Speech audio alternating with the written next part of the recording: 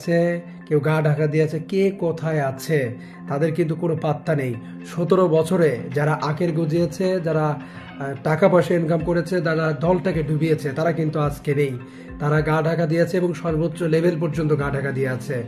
তাদেরকে দিয়ে আসলে বাংলাদেশে আওয়ামী লীগের রাজনীতিতে কোনো পরিবর্তন হবে না, কোনো উন্নতি হবে না।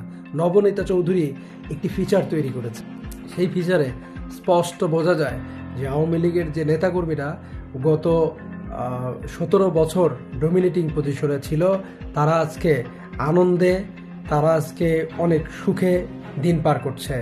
দলের কথা একবারও চিন্তা করছে না। শুধু দল নয়, যারা দলের নিঃস্বার্থ কর্মী তাদের দিকেও কোনো খোঁজ খবর রাখেনি। এই ঈদে কর্মীরা কত কষ্টে ঈদ পার করেছে এই খবরও কোনো নেতা রাখার প্রয়োজন মনে করেনি।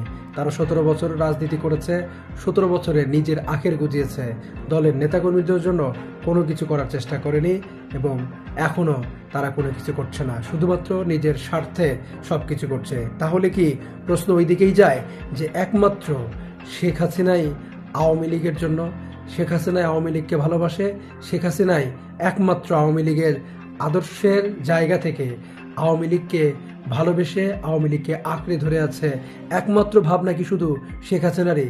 এমন কিন্তু প্রশ্ন উঠতেই পারে। কেননা যারা 17 বছরে রাজনীতি করেছে, বিভিন্ন প্রয়োজনে অপ্রয়োজনে বিভিন্ন নিজের আখের গোজানোর চেষ্টা করেছে, নিজের পারিবারিক হিসাব কিতাব করেছে, নিজের পরিবারের সবাইকে ভালো রাখার চেষ্টা করেছে এবং নিজের স্বার্থ হাসিলে সবসময় ব্যস্ত থেকেছে এবং পরিশেষে দলকে তারা ডুবিয়েছে। এই যদি হয় তাদের চরিত্র, তাহলে তাদের দিয়ে আওয়ামী লীগের কি হতে পারে, কতটুকু আওয়ামী লীগ উপকৃত হতে পারে, এই প্রশ্ন কিন্তু বারবার উঠতেই পারে। আর একমাত্র আওয়ামী লীগের কাণ্ডারি শেখ হাসিনার পক্ষেই এই দলটাকে গোছানো সম্ভব এবং আওয়ামী লীগ ঘুরে দাঁড়াবে তাহলে কেবল শেখ হাসিনার জন্য ঘুরে দাঁড়াবে। গত 17 বছরে যারাই রাজনীতি করেছে তারা কেউ আওয়ামী লীগের জন্য রাজনীতি করেনি, এটাই বাস্তবতা।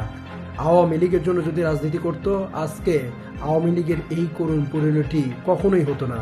আওয়ামী লীগ একটি প্রাচীন, পুরাতন এবং বৃহৎ রাজনৈতিক দল, আর আজকে আওয়ামী লীগের অবস্থান যা তা, এটা কাদের জন্য? প্রশ্নটা কিন্তু তোলাই থাকলো। আর পরিশেষে একটি বিষয় বলি, আপনি আপনার রাজনীতি করেন, আপনি আপনার কাজ করেন, কেউ কারো কাজে হস্তক্ষেপ করে না। সুতরাং যে যার জায়গা থেকে নিজের অবস্থান ধরে রাখুন। জানাতে পারেন আপনার মতামত আমাদের কমেন্ট বক্সে। আজকে এই পর্যন্তই, সবাই ভালো থাকুন।